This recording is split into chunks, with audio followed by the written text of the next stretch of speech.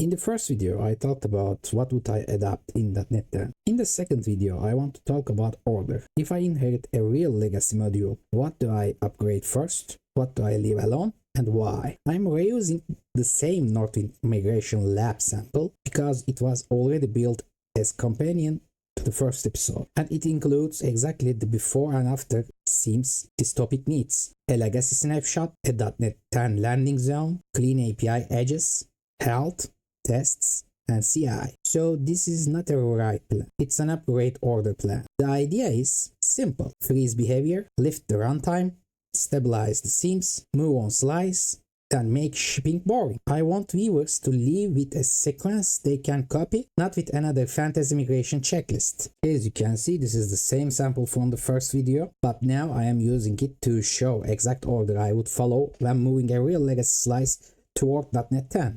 Let's go to the samples, legacy snapshot, legacy order controller. Look at this I configuration. Raw configuration. Inject it directly.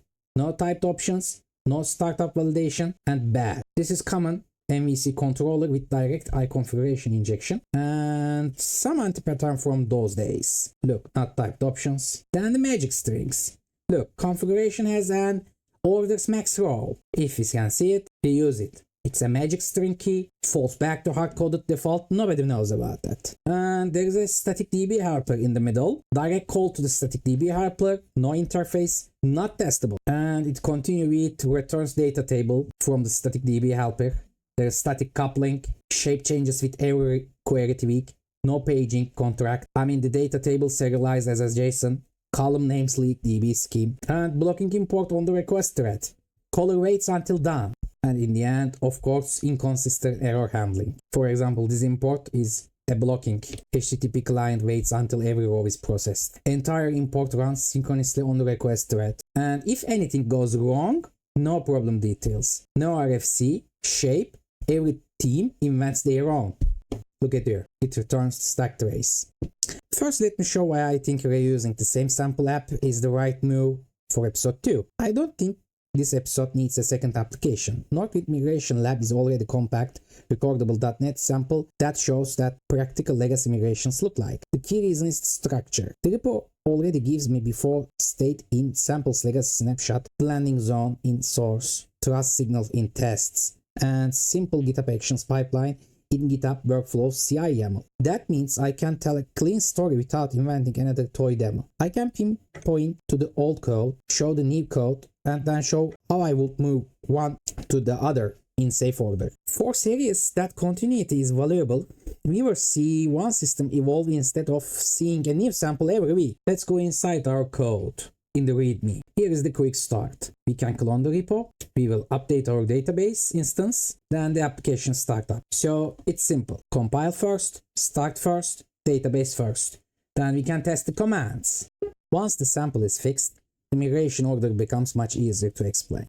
Here's the entire upgrade order before I open the editor. Step 0, baseline, record behavior, create a rollback point, and choose very small smoke list. Step 1 is the runtime lift. Prove the SDK, build, startup, and database path before touching the business logic. Step 2, seam stabilization, typed options, predictable errors, validation, open API, and cleaner edge around the application. Step 3, one slice. Order first, side by side with the legacy path if necessary. Step 4, data and imports. Keep the database stable, be pragmatic about reads, and move long-running work off the request thread. Step 5, shipping discipline, HAL, tests, CI, and rollback. If that part is weak, the migration is not done. The important thing to notice is what's missing. No full rewrite, no front-end restart, no architecture teeter.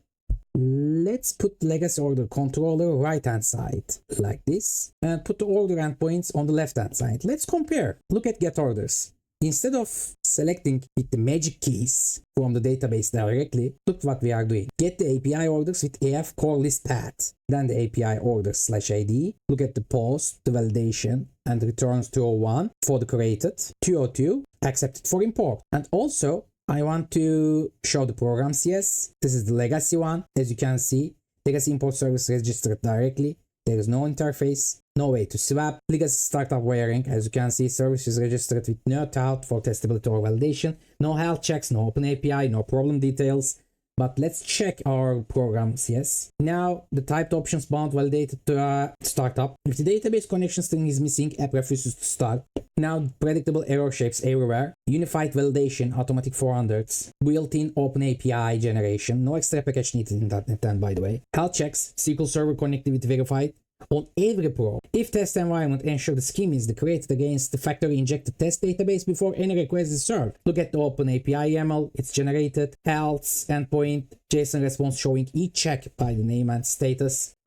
So long story short, typed options, problem details, add validation, add open API, and health checks. Now let's go to the boring step, because that's usually where the risk drops fastest. Before I change a framework or an endpoint contract, I want a baseline I can trust. This repo already helps because the legacy snapshot is explicit. It shows the exact things I want viewers to recognize. Direct I configuration access, magic string keys, static database helpers, data table JSON, and the blocking import that runs on the request thread. So my first task is not to fix it. My first task is to record it. I want one happy path, one ugly failure, and one note about import behavior. Then I tag starting point and create very small smoke list. The worst first migration commit is the one where runtime, routing, data access, and business logic all change together. When that commit fails, you learn nothing.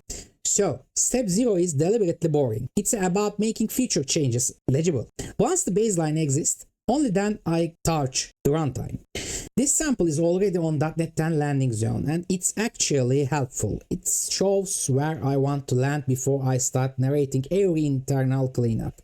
My rule here is simple: compile first, start first, database first, then refactor. I want .NET build to work. I want the database update path to work. I want the API start. I want the test to tell me something useful. What I do not want in this step is sweeping redesign. I do not rename half the project. I do not re-argue the domain model. I do not combine the runtime move with every structural opinion I have. This is also where I support story matters. .NET 10 is the long-time support target. That gives me durable landing zone, which is exactly what I want in a practical migration. So, step 1 is boring by design. Make the trustworthy before you make it pretty. Let's look at back again the healths that I mentioned. If we call the health endpoint, we can get something like that. And let's check the test folder. There are unit and integration tests separately. For example, look, import tests, multiple jobs, and the empty test. Import pending test, source table set tests, timing test, pending test, already processing test, transition from processing to done test, not processing. Lots of tests are here. Now go to CI YAML. Also unit tests are running when build and deploy. And this small CI is enough for the first safe step. It builds, runs the unit tests, and upload. Once the runtime is stable, then the real modernization value starts to appear at the seams. Now the .NET 10 value shows up in practical way. In program CS, the repo binds the database options and import options and validates them on startup. That is much safer seam than letting controllers read configuration directly with magic keys. Then it adds platform services that make the edge predictable. Add problem details, add validation, add open API, and SQL Server health check. This is the kind of modernization I like because it lowers the surprise. Missing config fails at the startup, bad payloads become structured 400 responses, the API document is generated, health is visible. Also, .NET 10 validation APIs live in Microsoft extension validation, so the validation story is explicit and modern instead of being hidden older patterns. Once these seams are in place, every next refactor becomes cheaper, so with the seam stabilized, I can finally move on real business slice. For this episode, the order slice is the right level of scope. The legacy snapshot shows what not to keep. Data table JSON, recurring scheme C, raw SQL inside controller, blocking imports. The new route group shows the safer version. /API/orders for the list, get and create. Plus API/import/orders for an async import trigger. This is exactly migration pattern I trust most. Do not delete the old thinking before the new slice powers itself. Put a clean route group beside the legacy example. Let the new contract win by being simpler. Then expand from there. The new order slice returns to 01, plus location on create, uses validation, and has clear contract. The important point returns to O2, accepted immediately with a job ID. That is real improvement viewers can feel, not just admire. One slice working well is worth more than 5 slides of migration philosophy. But even a clean slice still has to face data reality and legacy import behavior. This is the part where the teams often become too ideological. The README for this sample is very explicit. The after state keeps EF core for rewrite path and explicit raw SQL read path side by side. I like that. It's honest. It says I'm modernizing behavior and safety first, not forcing every query through a single style for aesthetic reasons. The import path is the same story. The legacy snapshot blocks the caller until the work finishes. The new endpoint enqueues a job and returns to O2 immediately. That is practical migration win because proves responsiveness and gives you a seam for worker-based processing later. So, rule of thumb here is simple. Modernize the shape of access before you redesign database and move blocking work out of the request path as soon as that becomes practical. That is much better use of migration energy than chasing purity. Look at the import worker. Background service read from the channel. The HTTP request that enqueue for the job is already returned to O2. This runs off the thread request entirely. Each job gets its own scope and DB code test is not thread safe and must not be shared between background work and request handlers. In real migration, this calls the legacy adapter. For the demo, we simulate work with short delay so async behavior is visible in the terminal logs. And let's go to the infrastructure. You can see EF core is a tool, not a religion, as we said. Normal write path, we are using it, but for the read path, we are using this, command text and pure DB connection. If it is working, while we are using it. For the hot reporting queries, go directly to the connection, less overhead, explicit projection, no graph loading. But if we go to order repository, as you can see, now we are using the link and EF core. Dependencies are injected, behavior is testable against a real DB, no static outputs, no data table. A modernized slice that is hard to trust in production is not really modernized. This sample already gives me trust signals I want to point viewers toward. A health endpoint, unit tests, integration tests, and a tiny CI workflow that restores builds, runs unit tests, and uploads results.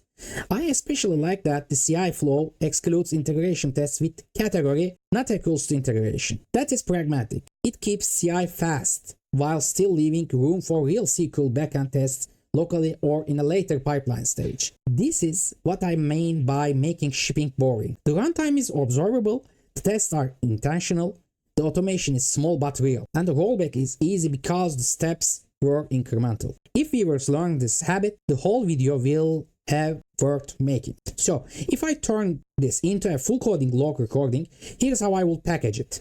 I would open with the promise. This is not a rewrite video, it's an upgrade order video. Then I would show up the repo structure, narrow the scope to one slice, and walk through the 5 practical movements: baseline, runtime, seams, slice, and shipping. That gives me one strong main tutorial and several short clips amongst 4 free. Do not rewrite this. Compile first, side by side, beast big bang, and make shipping boring. Using the same application across the series is a strength, not a limitation. This repo already leaves room later videos on query tuning, open telemetry, and structure logging, CI/CD deployment, legacy SOAP or VCF edges, and even AI-assisted reporting on top of clean API surface. This is the kind of series arc I would want to for this channel. Next, I would turn the order slice itself into a full hands-on build episode. Thank you for watching. If you like this video, please like and subscribe. If you didn't watch this first video, go back and see it. Thank you.